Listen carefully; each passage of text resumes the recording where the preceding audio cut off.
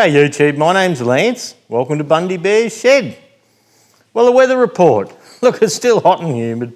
Our temperatures today, 21 to 30, and I had a look just before and it's about, it's a little after 1 o'clock now. I'm running pretty well late today.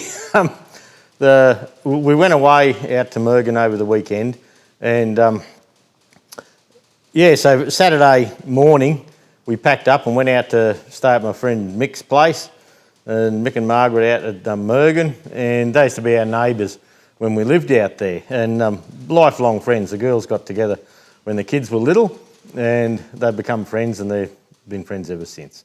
So Ben was turning 31 and getting engaged, and he's the same age as my young bloke Tim. So we all went out there and had a party and played up a bit and camped the night and had breakfast next morning and a yarn and a walk around and a look in Mick's shed, and he got a nice shaper there. I didn't know he had this shaper, but they bought it at an auction a while back now. So look, just an interesting weekend. So we travelled home yesterday, and look, it's about 2.5 hours drive thereabouts, so it's not too far. And got home yesterday afternoon, had a bit of a camp after a big night and a big drive, and just got a bit of stuff done up the house and away we went. Ellie's, the daughter-in-law's car, she's got a Subaru WRX, and it blew the gearbox up in Brisbane, so we've lent them the car, our Mitsubishi Triton dual cab, and we lent that to them, so they come out for the weekend as well, and then they took the Triton down to Brisbane and picked up Ellie's Subaru, and I haven't talked to them since, but I see all the cars are at their place on the way past earlier today, and so they must have made it home, no worries. I went into the house this morning, the new house, and it's D-Day. Like they got to be out of their house by next weekend. I think it's Monday, so they got a week to go, and they got to start moving in. And Tim's got half the garage full of stuff now, and I had to go in and there's like a dog compound out the back, and I've been on the shovel all morning. I went at 6 o'clock and I got home about 11, 12, probably lunchtime today, and it's a bit after 1 now. I'm buggered, I'm ready for a break. It's bloody muggy, and just digging, like checking the fence. Some of the palings needed screwing on where the nails had got a bit old. It's a 30-year-old place, so I suppose a 30-year-old fence, and did that, and they had an old wooden toilet seat that was jickety on one of the toilets. It's got 3 toilets, this place, and so anyway, Judy couldn't get one of the things off to clean it and replace put a new toilet seat and all on, so I got all that out, and one nut broke off and the other one I got okay, so there's a new toilet seat there. Judy probably call in and check all that out this afternoon. We've had the electrician into the place, and the electrician's put earth leakages on. Like, they didn't have an earth leakage on the place by the looks. And so now it's got all earth leakages there, all LED lights in the shed, LED bulbs right throughout the whole house. And boy, has it made a difference. They had some of those, the coily looking light bulbs that were supposed to be energy saving. They were just shits of things, really. They had that through the house, and you turned them on and it was still dull. And so anyway, we've put these, Nick, our Sparky's, put these LED bulbs in, and you can set them on yellow or white light. So we've set them all on white light, and the difference is just incredible in that house now. It's bright and it just feels better with this nice white light. So I checked all that out today. The fans and the lights under the fans, we got dimmers put on, so if the kids were crooked, they can just leave the light down low. So it's got dimmers throughout. We replaced fans, a fan, the other ones are okay. Checked power points out, earth leakage to everywhere, and look, it's looking okay. So by lunchtime today I was a bit worn out. So I thought, bugger it, I better come home. I haven't done the stew yet, and I better get things going. So I come home, I thought I'd just hook the microphones up here and plug them in and see how they go. But I remember watching I watched YouTube videos on on these microphones, and I'll see if I can unclick this one without making it too obvious. But that's the new microphone. That's what I'm talking into now. And that's sending across wirelessly to another little box. So, oh shit, just to put it in comparison, this one here was the one I was using, and by the time I had that, then a lapel mic and all that coming across, it was just I don't know, it was just always chewing batteries. And this fella here, it's got a really good sound pickup, and this fella here, he'll go for 7 hours roughly, and inside it's actually taken a safety recording for me, which is just another good thing. I see the camera lens is dirty, but I can't see it on the... Look, I'll just give it a wipe. Excuse me for a second.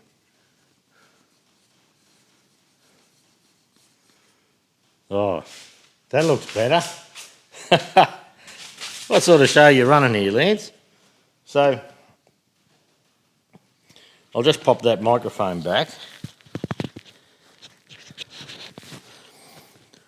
So now with that microphone, I can put I can choose to put that down in my pocket and plug a lapel lavalier microphone in if I choose to.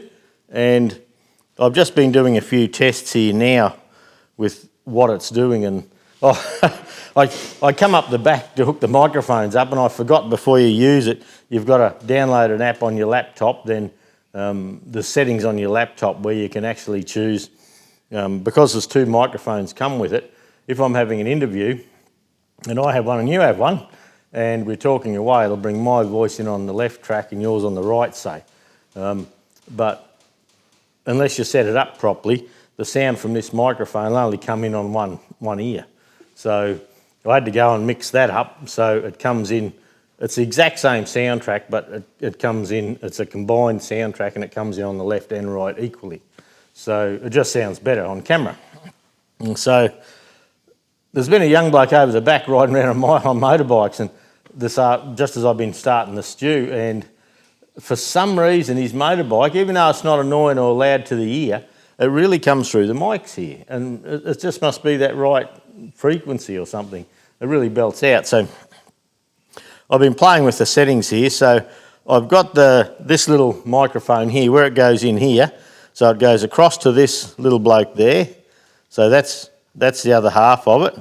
And the idea is that I can actually just sit that on top of my camera and plug this red lead into my camera, and I should have a tidied up, a cleaned up sound bite, which I haven't done yet. I'm still using this fella here, which is my Tascam, and it tidies up my sound, but I'm just doing tests now. And I've got it running on a rechargeable lithium battery, and that lasts me. I can charge that lithium, and look, that'll charge me 2 weekends normally. So it's a pretty good thing. We got dogs barking, but anyway. So when I hopped into the software here on the Rode Wireless Go 2, Wireless Go 2 was the new microphone setup. I've hopped on the computer and I've done a couple of tests, and on watching some of the videos on YouTube, it says I can put the sound on minus 12 decibels. I've got it so I can adjust it finely, and with the shed rattling, the shed creaking, like the shed's creaking today, and I think I've pretty well got it dialed out. This one here, with negative 12, I'm showing a yellow peak there at the moment, and on my Tascam here, I can actually dial it down with an analog knob here, and I can dial it down to take all that noise out. So at the moment, if I just stop talking, you probably can't see it from there, but this green line, it'll keep going just with the ambient, just the noise of life around you sort of thing, but the bottom doesn't. Yeah, and there's just a little fleck on that one. And this one here, it's actually picking up a little whine coming out of the inverter from the solar panels on the roof.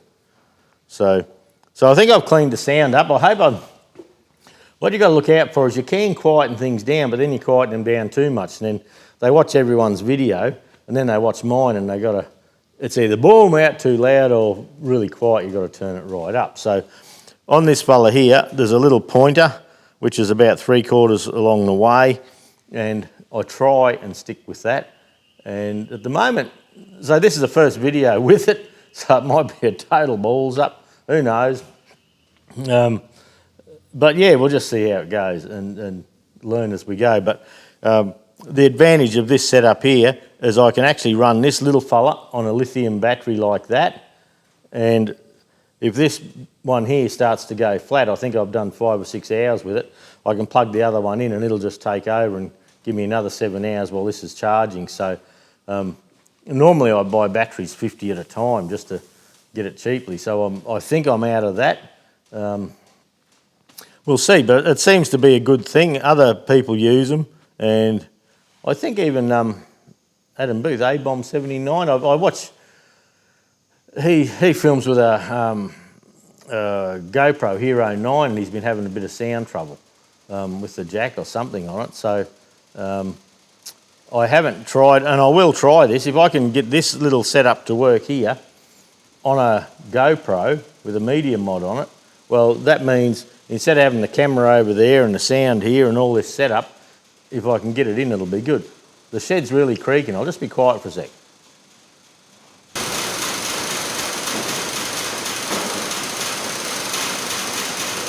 So this one's moving about 10 mil.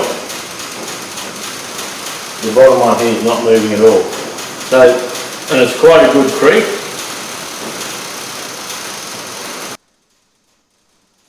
So with my normal, what I'll do there with that little bit of sound, the camera is taking a sound bite as well. So apart from this having a safety recording in it, this having an SD card in it, and the phone taking a sound bite, I'll swap a bit of sound from one end to the other so you can just see the difference that we're tuning out. So anyway, something interesting, something to try and make the quality a bit better. And yeah, we've got to get in the shed, that'll be the main thing. But hopefully when Tim and Ellie move into this new house, I'll be back on track and see how we go. But yeah, family first, you've got to do all that stuff. The shipping container out the back that I showed you last week that I was hoping I could get something happening and get it out of here, we got it gone. I rang Fred and Fred was on days off from the mines last Wednesday. And so Thursday, Friday, you had a rest, then Thursday, Friday, we hit it. No, Wednesday, Thursday, we hit it. And Wednesday evening, we stayed till about 6:30 in the evening and got all the extra roof panels off and the posts and all the bits the old fella had there. And then Thursday, I got the loader and pulled it around straight and lined it up and dragged it across to where we could get a tilt tray in, and the tilt tray could keep his wheels on the road base out the front of the shed here and not go in the soft stuff. So we did that. Then Friday morning he come and he disappeared it. So we have to now start getting the site ready and tidying up and all that and getting ready to put the extension on. So that's another job. So that'll slow up tractor work too, no doubt. But anyway, that's just how it is. This thing, you may be able to see this. So I was telling you the other day that I'd bought a melting furnace for melting a lot of pistons and things that I have out the back. And along the walls up here, I've got pistons out of John Deere's and Fergie's, and I never throw a piston in the bin. My experience tells me that those pistons, particularly the John Deere ones, when you melt them down, boy, it's some good stuff. I don't know what the blend is in it. I haven't done a Fergie one yet, but it's probably good stuff as well. But whatever these pistons are made out of, boy, it's hard stuff.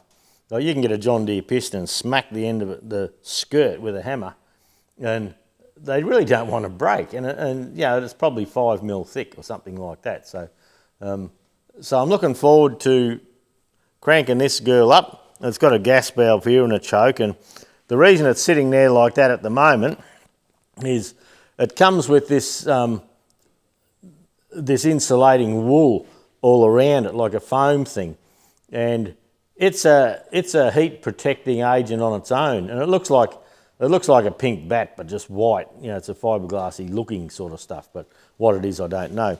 But it's a Devil Forge out of America. I bought it in out the States.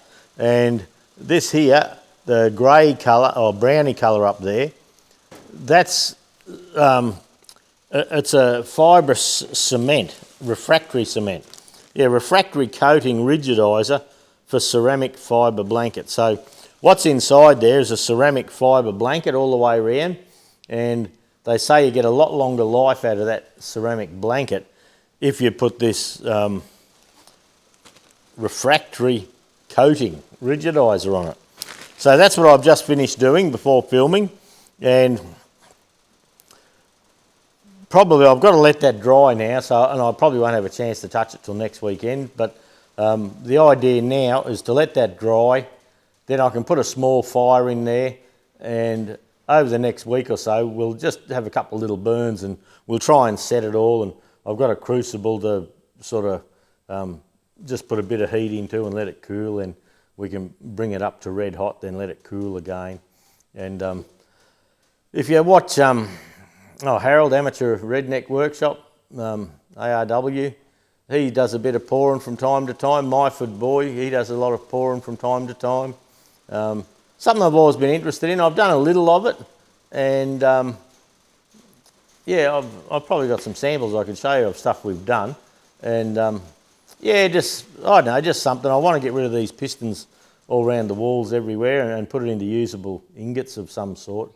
And yeah, that's probably another job. A few bits of angle iron with a couple of little fences in it to have little ingots. You don't want, I mean, you don't want to put big chunks in there. So we'll see how that goes. But that's something I've been wanting to do. I started one like 10 years ago to build one, and I cut the top out of a keg and I got the wire there, and I've cut a hole in, but I haven't made a burner and I haven't done any more. And I said to the dude, bugger it. Oh, YouTube bought this for me, for us.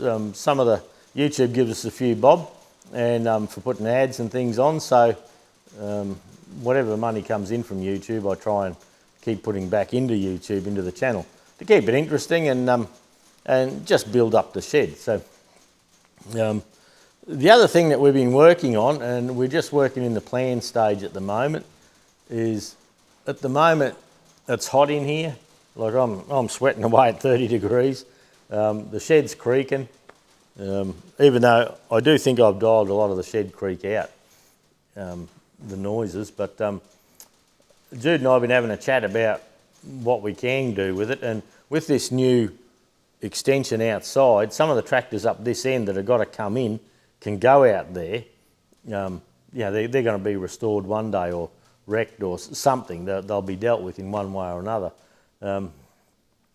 So we're going to bring a mezzanine area in, and the idea of the mezzanine area is that I can control the environment that we do our videos in. So none of my tractors are big. I don't work on real big stuff. On my hobby here, yeah, I try and keep things small. I don't want to get a new trailer or anything like that. Yeah, with the so it's mainly going to be Fergies and Dexters and the 65 and things like that. So nothing with any real height to it. But when we're fixing things, we're actually going to put a mezzanine area up so we can get the parts up the top, because I showed you the walk around of the parts the other day, and we're going to actually try and make it a controlled environment. So we can have an aircon in there, so we can work in aircon day and night. Doesn't matter how noisy it is, and we can dial that out, and we'll have really good lighting for doing the little things. So bits and pieces, yeah. So even though we've set all this up, this will be part of it. This will still be the backdrop and the toolboxes and all that. What we've done, we're keeping and we're using, but we're just going to set up a room in here with it. So that'll be all right. The shipping container workshop up the front with the aircon and all in it, we're going to try and bring that down here and tack it on one way or another. Whether we bring it inside here, it's really good having an air-conditioned machine shop, I tell you. I just love it. In our weather anyway, you know, when most of the year it's 30 or better, and we're going to try and bring that into the system somewhere. And whether I slide it out the back or I haven't made my mind up what we're doing yet with it. But yeah, look, that's got to be a good thing. So we're going to make, now we've bought this house and we think we're over the expense of that. We hope so. Next year we're going to concentrate on up here, putting the extra bit on out the back, which we've already paid for. We've got it sitting here. Round the back where some of the extra tractors are, we're going to bring a bobcat or something in. We're going to do a lot of levelling there and tidy it up and just give the place a bit of a bougie. It's a big shed.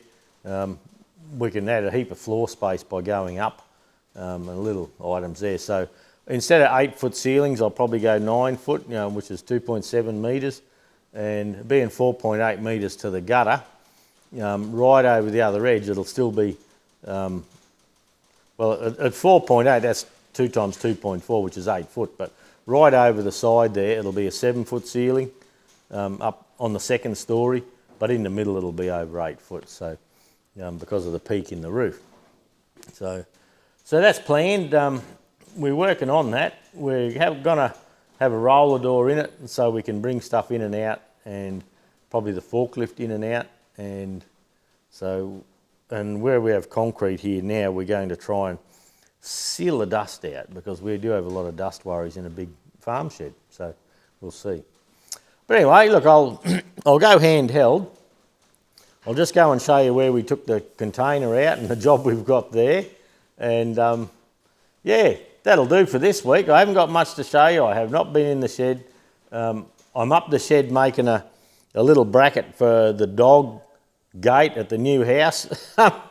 But it's just too hot to be outside working, so I thought I'd come and do the stew. I'd paint the refractory cement in the furnace here, and this, they reckon it does 350,000 BTUs of heat. Boy, that seems a lot. Some of the burners I've seen on Amazon and that only do 80,000. So anyway, we'll see.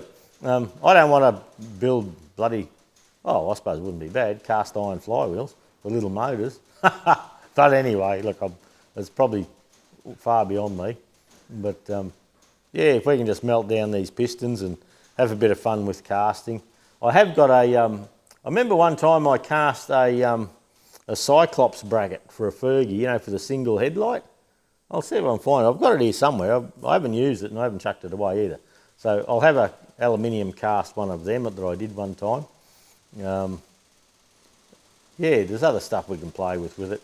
So we'll just see. But look, thanks for dropping by, everyone. Not an awful lot of content this week, but yeah, look, we're coming.